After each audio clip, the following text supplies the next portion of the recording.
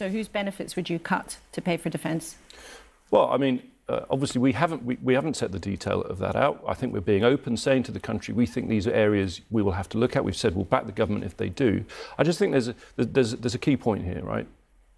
Actually, if you go right back to the Second World War, defence spending has been broadly decreasing ever since, obviously more sharply since the Cold War. And in that time, welfare spending has gone up.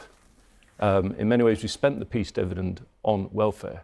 We now have a situation where there's been this very sharp increase in people on disability benefit, for anxiety or whatever, many people of working age.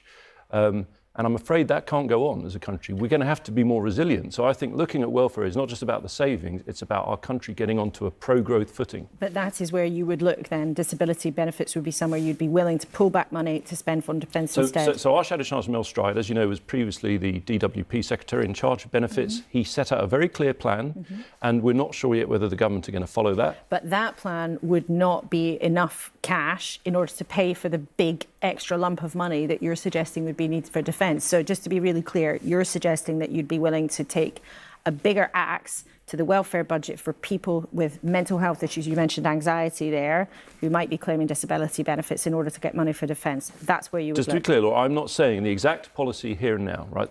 We will write our manifesto. You're giving us a sense of the areas where you would look. Of the fact that I think as a country, facing the threats that we do, we have got to be more resilient, and we've got to wise up to the fact that we cannot have a welfare budget that keeps ballooning whilst needing to increase spending on defence. It's quite clear, and I know that's a difficult thing to talk about, but we're going to have to get real about this.